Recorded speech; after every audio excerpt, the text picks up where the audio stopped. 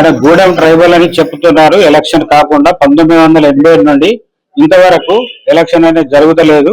అప్పుడు ఉండే సర్పంచ్ 1987 కంటే ముందు ఆ సర్పంచ్ ఉన్నాడు. అప్పటి నుండి ఎలక్షన్లు అయితలేవు. కాబట్టి ఇప్పుడు ఖచ్చితంగా గూడెం అనే పేరుతోని అది ట్రైబల్ అని పెట్టారు. దాన్ని ఎత్తేయాలని కోరుకుంటున్నాం. ఎలక్షన్ లేక ఊరు ఎంతో వెనుకబడిపోతుంది. కాబట్టి కంపల్సరీ మాకు ఎలక్షన్ అది ట్రైబల్ ను తీసేసి జనరల్ గా చేసి ఎలక్షన్ జరిపియగలరని మేము గవర్నమెంట్ కోరుతున్నాం. ఇన్ని ట్రైబల్ అని మాకు ఎలక్షన్ కాకుండా చాలా మాకు ఇబ్బంది కలుగుతుంది ఊరు ప్రజలకు. కాబట్టి అది తీసేయాలి. ఆ ట్రైబల్ అని మాకు ఎప్పటి నుండో మేము ఎలక్షన్ కొరకు వచ్చేసరికి అక్కడ ట్రైబల్ లేరు. దాని ట్రైబల్ అని ఎన్నో సార్లు ఎలక్షన్ గురించి వచ్చేసరికి ట్రైబల్ అని పెడుతున్నారు. ట్రైబల్ లేరు కాబట్టి అది మీరు ఆలోచించి దాన్ని ఎంక్వైరీ చేసి మీరు దాన్ని తీసేసి జనరల్ చేయగలరు. ఎంతో వెనుకబడిపోతున్నాం. దాని వలన మాకు నేను ఇంతకు ముందు నేను బైకట్ కూడా చేయవలసి వచ్చింది అప్పుడు ఎలక్షన్. కాబట్టి ఇంతవరకు ఇన్ని సంవత్సరాల నుండి మేము పోరాడినా కూడా దానికి నాయకులు ఎంతో మంది అస్తులు అచ్చుకుంటా వాళ్ళు నేను ఎంతో మేము చేస్తాం దీన్ని చూపిస్తామని ఎంతో మంది చెప్తున్నారు. కాబట్టి ఆ నాయకులు కూడా ఇంతవరకు చూపడం లేదు, చేయడం లేదు. కాబట్టి దాన్ని కనుక్కొని మీరు గవర్నమెంట్ కూడా దాన్ని మేము ఎంతో వెనుకబడుతున్నాం కాబట్టి మీరు దృష్టిలో తీసుకొని దాన్ని ఎలక్షన్లు జరపాలని కోరుకుంటున్నాం. ఇక్కడ 1987 కంటే ముందే ఎలక్షన్లు జరిగినాయి. అప్పటి నుండి ఇంతవరకు ఇక్కడ ఎలక్షన్ అనేది సర్పంచ్ ఎలక్షన్ అనేది ఇక్కడ జరపబడతలేదు. అదేవిధంగా ఇక్కడ ఎస్టీ రిజర్వేషన్ అని ఒకటి ఇచ్చేసింది ఈ గ్రామాన్ని, ఇది గూడెం విలేజ్ ని. తర్వాత ఇక్కడ ఒక ఎస్టీ క్యాండిడేట్ కానీ ఇక్కడ ఎవరు లేరు. అయినా కూడా దీన్ని ఎస్టీ కింద మార్చెళ్ళు, దీన్ని బీసీగా చేయాలని మేము కోరుకుంటున్నాం. అభివృద్ధి కుంటుపడుతుంది. ఇక్కడ స్పెషల్ ఆఫీసర్ల ద్వారానే ఇక్కడ మాకు ఇది జరుగుతుంది. కాబట్టి మాకు డెవలప్మెంట్ అనేది అయితలేదు. కంపల్సరీ పాలకవర్గం ఏర్పాటు చేయాలని కోరుకుంటున్నాం. మా యొక్క గూడెం గ్రామం అనే ఒక ఓన్లీ గూడెం అనే పేరుతో ఉండడం వల్ల ఈ 1980లో నాకు తెలియక ముందు ఒకసారి ఎలక్షన్ జరిగినాయంటే ఇప్పటి వరకు సర్పంచ్ అనే నాయకుడు లేడు ఈ గూడెం గ్రామంలో. అలాంటిది దీన్ని ట్రైబల్ కింద పెట్టి ఎస్టీ రిజర్వేషన్ చేసినారు. ఎస్టీ రిజర్వేషన్ చేసినప్పటి నుండి ఇప్పటి వరకు సర్పంచ్ అనే వ్యక్తి ఇక్కడ మాకైతే అనిపించలేదు. అలాంటిది ఆ నాయకులు లేక ఇప్పుడు మా గూడెం అనేది అసలు అభివృద్ధి పథంలో నడతలేదు. కావున దీన్ని తీసేసి ట్రైబల్ కింద తీసేసి జనరల్ చేయవలసిందిగా మేమందరం గ్రామ పంచాయతీ తరఫున మేము కోరుతున్నాం. గ్రామంలో మా గూడెం గ్రామంలో ఒక ఎస్టీ అనే వ్యక్తి లేడు, ఒక గొండు అనే నాయకు వ్యక్తి అనే వ్యక్తి లేడు. అలాంటప్పుడు మరి దీన్ని ట్రైబల్ కింద ఎందుకు పెట్టినట్టు?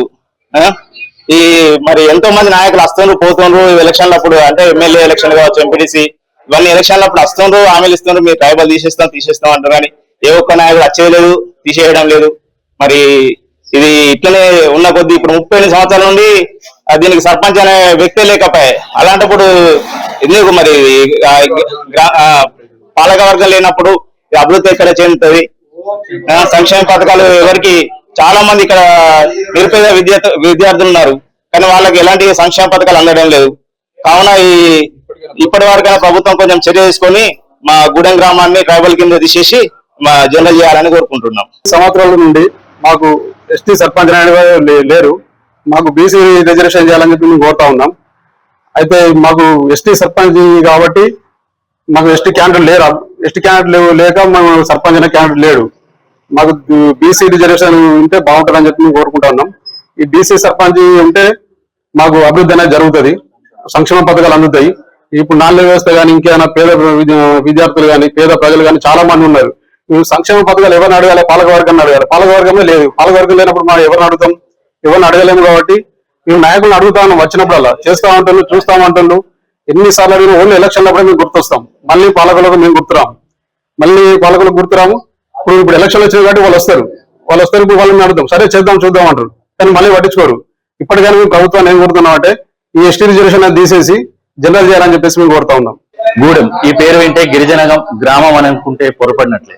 ప్రస్తుతం గూడెం అంటే ఏదో గిరిజన ప్రాంతం, ఏజెన్సీ ప్రాంతాలలో ఉండేటటువంటి నా పేరుగా చెప్పుకుంటారు. అయితే ప్రస్తుతం ఇది ఉన్నది మాత్రం మంచిర్యాల జిల్లాలోని ఒక మెయిన్ ప్రధాన రహదారి కానుకొని ఉన్నటువంటి ప్రాంతం. మరి దీనికి సంబంధించి గూడెం అనే పేరుతోటి దీన్ని ఎస్టీ గిరిజన గ్రామంగా పేర్కొంటూ గత 38 ఏళ్ల నుంచి కూడా ఇక్కడ ఎస్టీ రిజర్వేషన్ కల్పిస్తూ రిజర్వేషన్ కొనసాగిస్తున్నారు. మరి ఈ క్రమంలోనే ఇక్కడ ఒక్క గిరిజనులు కూడా లేకపోవడంతో ఇక్కడ ఎన్నికలు కూడా జరగడం లేదు.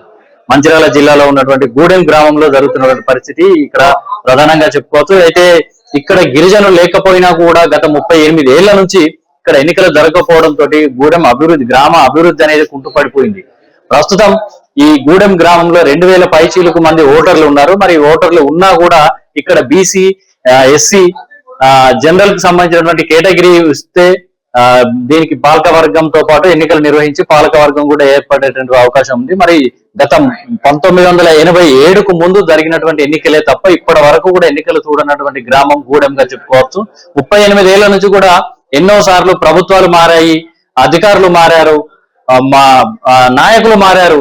ఎలక్షన్లు వచ్చినప్పుడు హామీలకే పరిమితం అవుతున్నారు తప్ప కనీసం ఈ గూడెం రిజర్వేషన్ ను మార్చి జనరల్ గాని బీసీ గాని జనాభా ప్రాతిపదికన కేటాయించేటువంటి దృష్టి సారించలేకపోవడంతో ఇక్కడ ప్రజలు ఎంతో నష్టపోతున్నటువంటి పరిస్థితి చెప్పుకోవచ్చు. తమకు రిజర్వేషన్ అనుకూలించకపోవడంతో తాము పోటీ చేయలేకపోవడంతో పాటు తమ గ్రామ అభివృద్ధి జరగడం లేదని, తమకైనా సంక్షేమ పథకాలు కూడా తీసుకోవాలంటే కూడా అందుకు అందడం లేదని, ఏదైనా సమస్య వస్తే ఎవరిని సంప్రదించాలో తెలియడం లేదంటూ ప్రత్యేక అధికారుల పాలనలోనే కొనసాగుతుంది. అలాంటి పాలనలో మాకు ఏ మాత్రం అభివృద్ధి కూడా జరగడం లేదంటూ ఆవేదన వ్యక్తం చేస్తున్నటువంటి పరిస్థితి కనిపిస్తోంది. అయితే ఇప్పటికైనా కూడా ప్రభుత్వం గాని, అధికారులు గాని, నాయకులు గాని తమ గ్రామ పరిస్థితిని అర్థం చేసుకుని ఇక్కడ ఉన్నటువంటి ఎస్టీ రిజర్వేషన్ ను తొలగించి ఏజెన్సీ గ్రామం చేయడం వల్ల తమ భూముల క్రయ విక్రయాలు కూడా జరుపుకోలేకపోతున్నామని చెప్పేసి చెప్తున్నారు. అయితే దీని వల్ల ఎంతో నష్టపోతున్నామని, అయితే ఆర్థిక ఇబ్బందులు కూడా తొలగినటువంటి సందర్భంలో భూముల క్రయ విక్రయాలకు సంబంధించి 1/70 యాక్ట్ ప్రకారం ఉన్నటువంటి గ్రామంలో ఇటు భూముల క్రయ విక్రయాలు జరపడానికి వీల్లేదన్నట్టు ఒక చట్టం కూడా ఉన్నటువంటి పరిస్థితుల్లో తాము ఎంతో నష్టపోతున్నామని, ఇటువంటి సమస్యలకు ఇకనైనా అధికారులు గాని ప్రభుత్వం గాని చొరవ తీసుకుని తమకు ఉన్నటువంటి రిజర్వేషన్, ఎస్టీ రిజర్వేషన్ తొలగించి జనాభా ప్రాతిపదికన ఏదో రిజర్వేషన్ అయితే వర్తిస్తుందో దాన్ని వర్తింపజేసి తమకు ఎన్నికలు నిర్వహించాలి, పాలకవర్గం కొనసాగించాలని చెప్పేసి గ్రామస్తులు తెలుపుతున్నటువంటి పరిస్థితి కనిపిస్తోంది. కెమెరా పర్సన్ శ్రీనివాస్ తో నరేష్, మెగా 9 టీవీ, మంచిర్యాల.